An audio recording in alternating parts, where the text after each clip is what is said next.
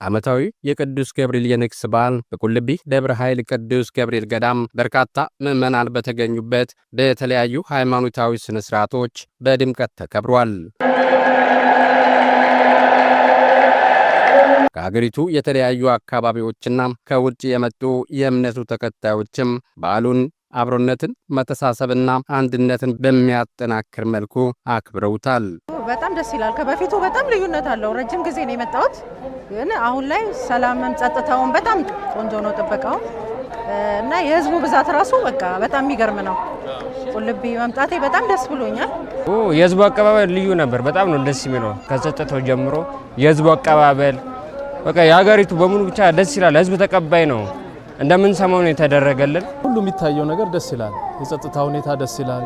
የአቀባበሉ ሁኔታ ደስ ይላል እና እኔ ከጠበቅኩት በላይ ጥሩ ነገር ነው ያየሁት። አካባቢውም ሰው ጥሩ መስተንግዶ እያደረገ ነው። ቤቶችን በማቅረብ ምግቦችን በማቅረብ ከየቤተ ክርስቲያኑ ከየአድባራቱ ደግሞ ማህበረ ቅዱሳንም ጨምሮ በአካባቢው ላይ ምግብ በማቅረብ ጥሩ መስተንግዶ እየሰጡ ነው። በቃ የህዝቡ ማቀባበል እኛ በቃ ቤት ሰጥተውን ነው የገባ ነው። ከትላንት ወዲያ ነው እዚህ ቁልቢ ቤት ሰጥተውን እኛ እነሱ ቤት እያደረን ነው። እነሱ ቃውጥተውልን ማለት ነው።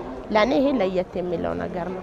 ለባል ብሎ የመጣ ሁሉ ራሱ ፍቅር አለው። ከየትም አቅጣጫ ማንም እከሌ ሳይል ሁሉ ተባብሮ ውሃ የያዘ ውሃ እየሰጠ ምግብም የያዘ ምግብ እየሰጠ መጠለያ ያጣና ጠጋበል ምናምን እየተባበረ በጥሩ ሁኔታ በፍቅር ነው ያለው እስካሁን ድረስ እንዳየ ነው።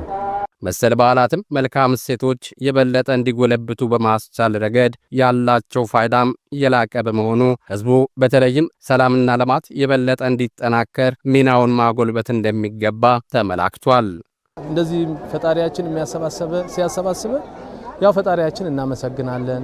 ሁለት ደግሞ እንደዚህ በረከቱን ሰላሙን እንዲበዛልን ፈጣሪያችን እንለምናለን። ጸጥታ ኃይሉ የፖሊሱ ምኑ በጣም እናመሰግናለን። በጥሩ ሁኔታ ነው ተንከባክቦ 24 ሰዓት ሳይቆም ሳይተኛ የሚገባ ሲወጣ በጥሩ ሁኔታ እያስተናገደ ነው ያለው። በጣም ነው ደስ የሚለው። በቃ ማለት አሁን ላይ ያለው አከባበር ለየት ያለ ነው። በጥበቃውም በምኑ ሰባሰቡም ያለው ሰላም ሲኖር ነው።